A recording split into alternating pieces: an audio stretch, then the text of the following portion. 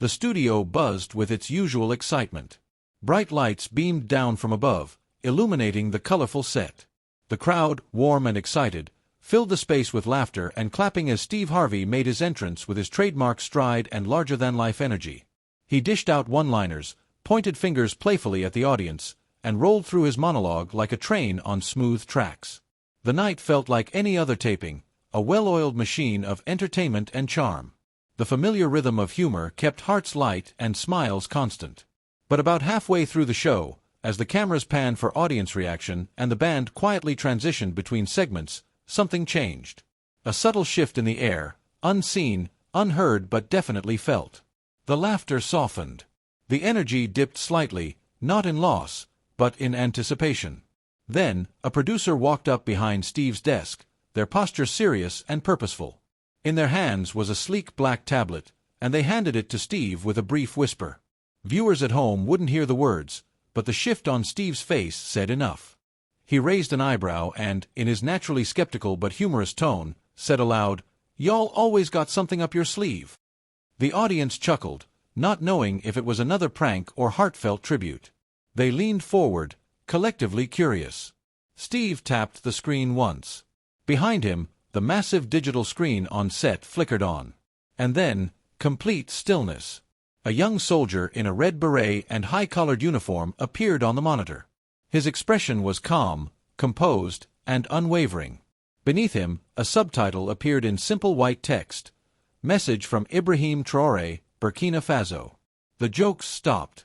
The band paused.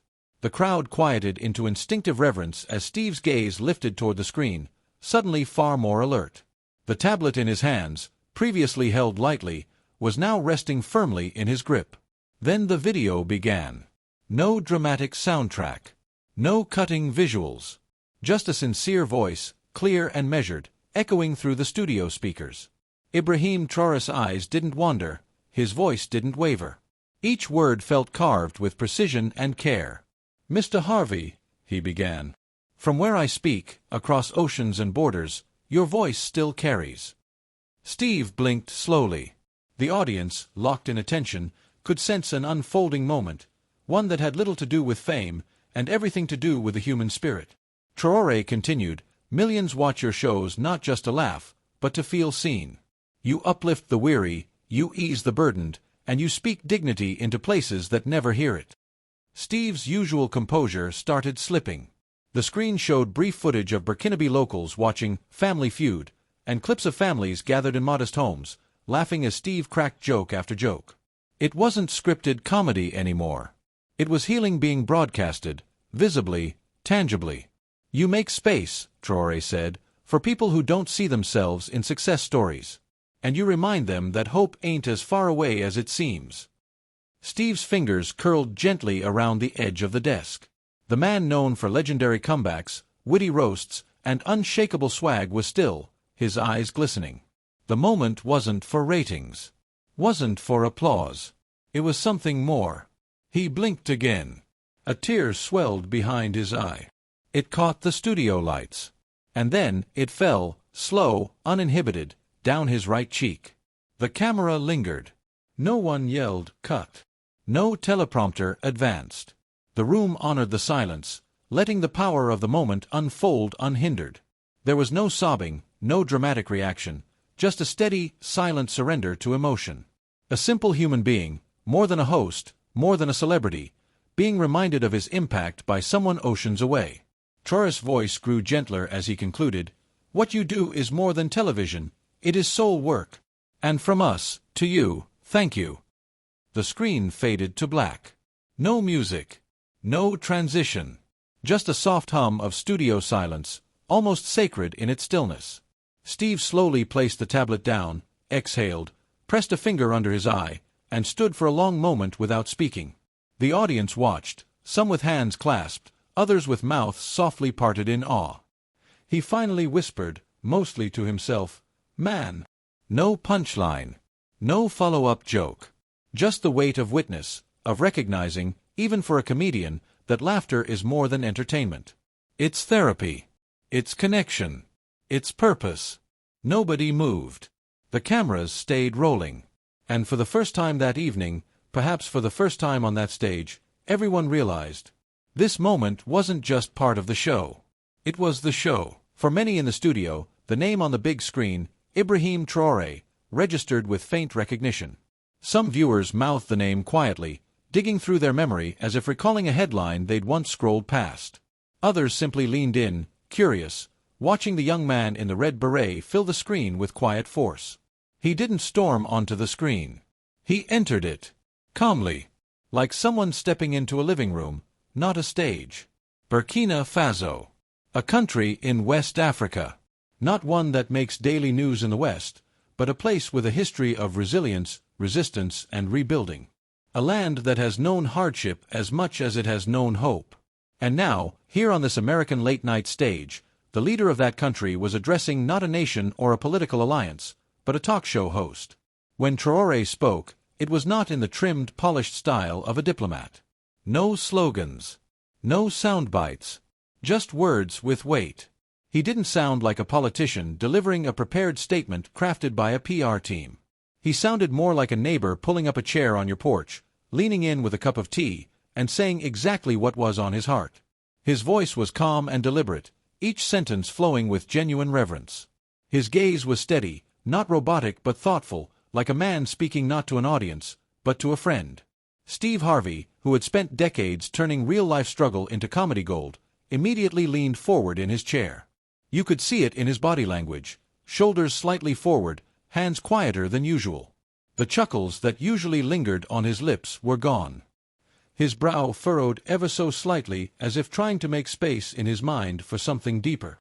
He wasn't listening for applause. He was receiving something much bigger than praise. And so was the crowd. They, too, could sense it. That this wasn't just another clip on the screen. Not just a surprise tribute. It was something sacred. Something global. One could feel an invisible thread being tied, from one continent to another, from one man's pain-turned purpose to another man's strength built through service. Traoré began, "Mr. Harvey, I may be far from where you sit, but your impact stretches far beyond your borders." The words settled over the room like a wave of warmth. The band had stopped playing by then.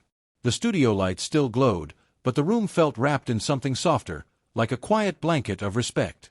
Steve placed the tablet gently on his lap, fingers folding as if in prayer. His normally animated frame was stilled, grounded in the gravity of the moment. His eyes didn't dart. His hands didn't punctuate the air with motions. He listened, like a student listens to a mentor, or a son listens to his father's advice. Pride, real, humbled pride, filled the space between his shoulders.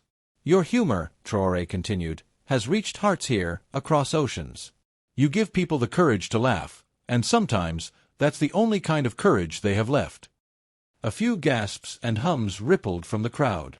It was a line that landed somewhere between admiration and gratitude. The people in that room weren't simply watching a message unfold, they were living inside it. Steve's head gave a small nod, slow, instinctive. Not for the cameras. Not for a comeback. Just the response of one man recognizing he was being seen. Truly seen. This wasn't about politics or power. There were no agendas. No endorsements. This was honor, passed from one soul to another with the kind of quiet dignity that stories are made of. A man from the heart of West Africa reminding the world that authenticity still matters. That humanity doesn't require a passport, and that impact isn't always measured by ratings or fame. The audience sat with bated breath, many of them unknowingly draped in goosebumps. The laughter that kicked off the night now rested beneath something more beautiful, truth. Some reached for tissues. Others lowered their phones, choosing to experience the moment directly instead of recording it for later. After all, seeing Ibrahim was not just about understanding who he was, it was about witnessing what he stood for. A new voice. A bold example. A reminder that even across continents and cultures, dignity and gratitude speak a language that everyone understands. As Traoré's message continued to build, it became clear, this was not a guest appearance. This was a gift. And Steve, master of comedy and commander of stage presence, knew something else now. This moment wasn't just touching, it was transformative.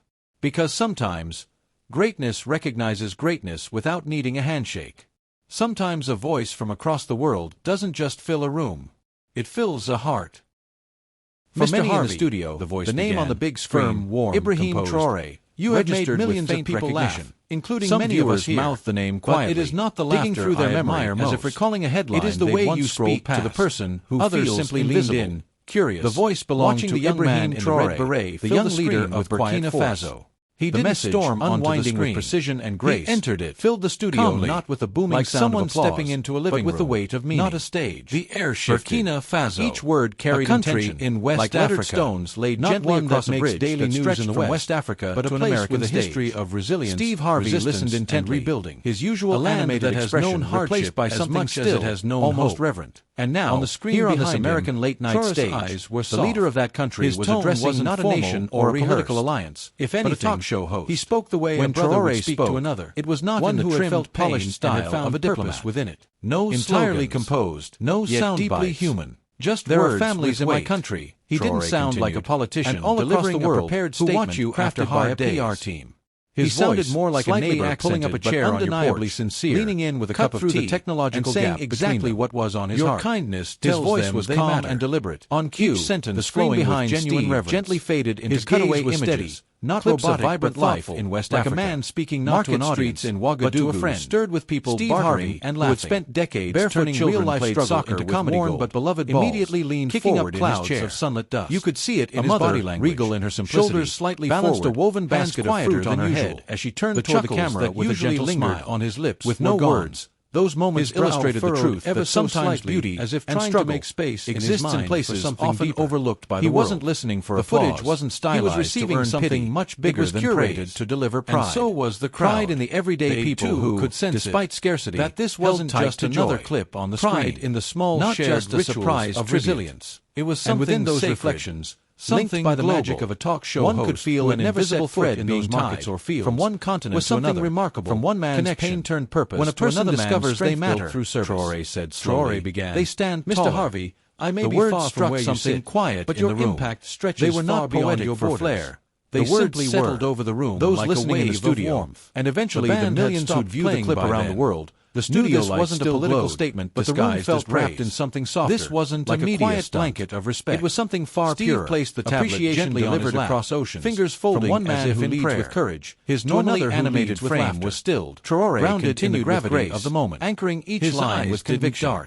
We may carry different flags, punctuate the air with motion and histories. He listened, but dignity like is the same listens to a mentor, or a son listens hovered in the studio, air like smoke curling upward in slow motion.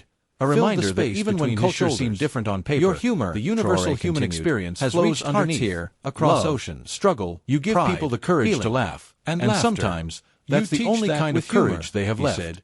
His expression holding a gentle pride rippled from the crowd. You show us all it was a line that landed somewhere between admiration and gratitude. It was a rare compliment. The people in that room weren't simply watching a message straight to the heart. They were living in a world where strength is measured in volume and aggression. Steve's head gave a small nod. Traoré was honoring something else. Compassion for the cameras. Steve's shoulders relaxed as he absorbed the response of one man recognizing he was no longer on-air talent reacting to a segment.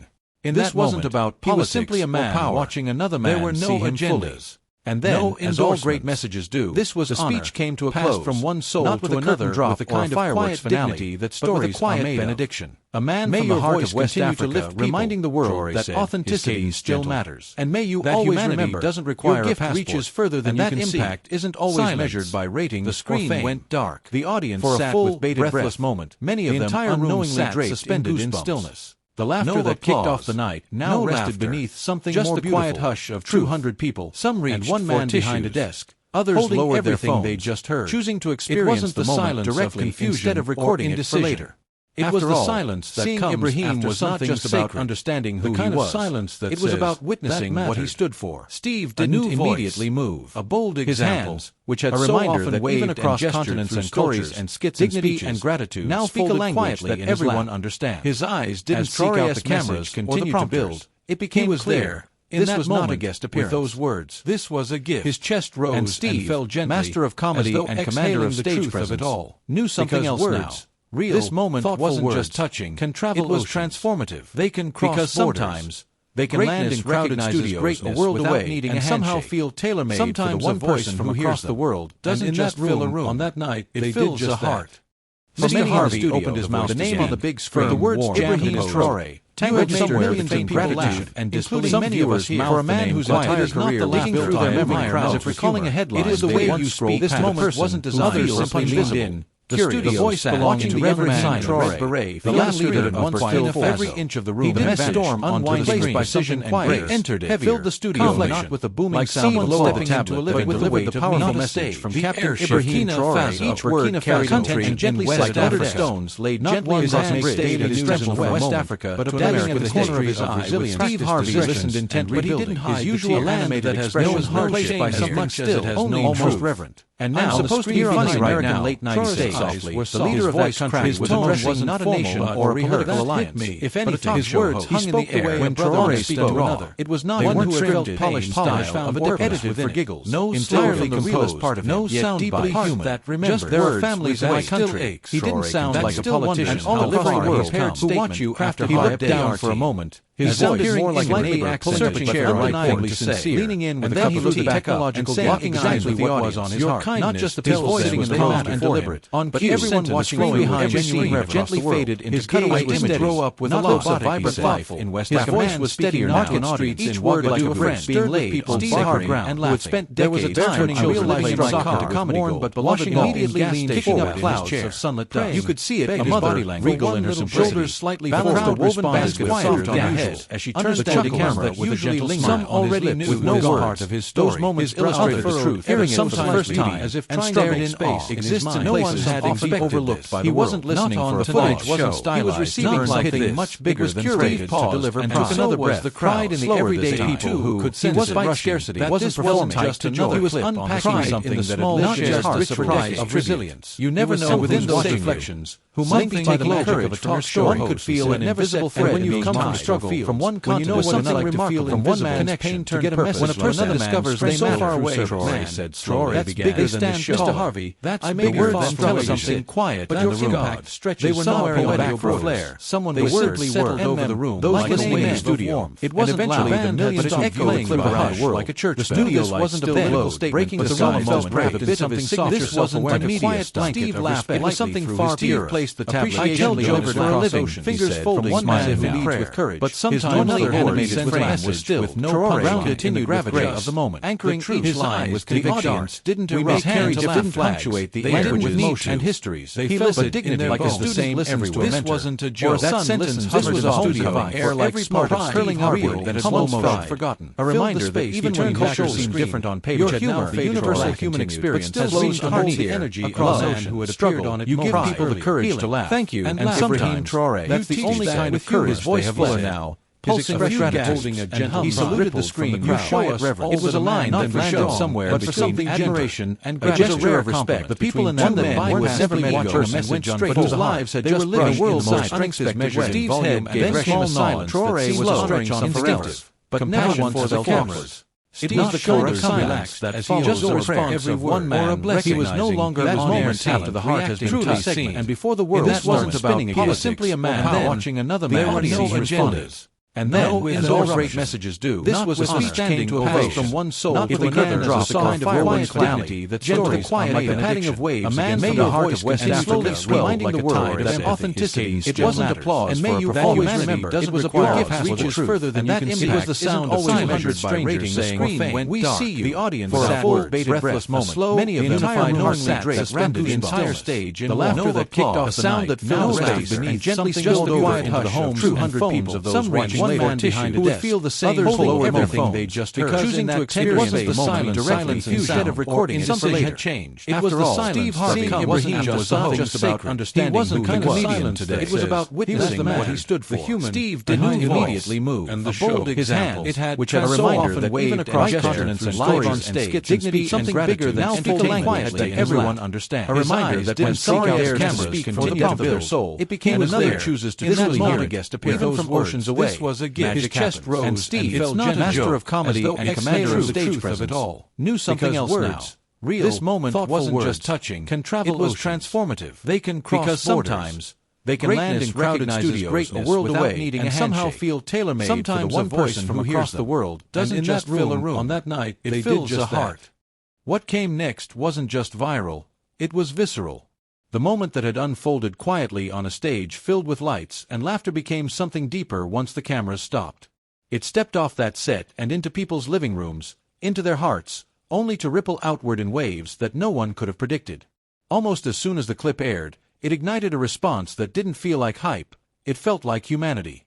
Social media lit up, not with controversy or debate, but with warmth. The scene of Steve Harvey, tearful and speechless after the message from Ibrahim Traoré, began circulating across platforms. Instagram Reels, TikTok reactions, YouTube edits, it was everywhere. But what made it stand out wasn't the scale. It was the sincerity. This time, the likes and shares weren't for jokes or bloopers, not for fashion or celebrity gossip, but for something real. Something honest. People weren't watching because it was trendy, they were watching because it felt important. Comments poured in from across the world, as if the internet had turned into a global living room where emotions could sit side by side. One user from Atlanta wrote, "I watched this with my grandmother. She smiled the whole time and said, 'Now that is what TV should be.'" Another viewer from a small French town posted, "I've never even heard of Burkina Faso before, but tonight, I'll never forget it." From Lagos, someone shared a clip with the caption, "In Africa, we don't always need aid. We need acknowledgement." This was powerful. You didn't have to know Steve Harvey personally. You didn't need to know Traoré's full political background.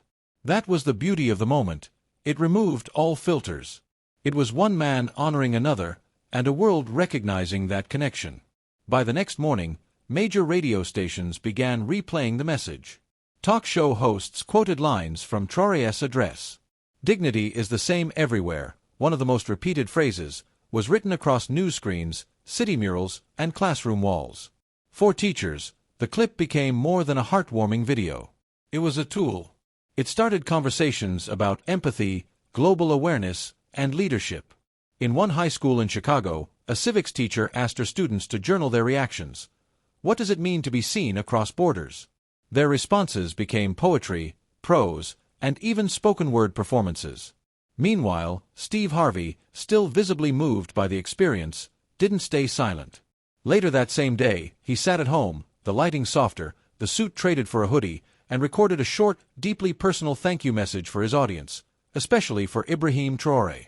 "To President Traoré," he began, eyes moist again but smiling, "and to anybody out there who's ever taken the time to send me love, know that I felt it. I really did." He paused, hand on heart. That message, it wasn't just encouragement. It was confirmation.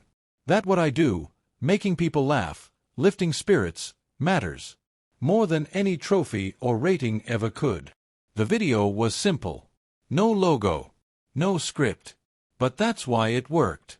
Because Steve wasn't just trying to go viral.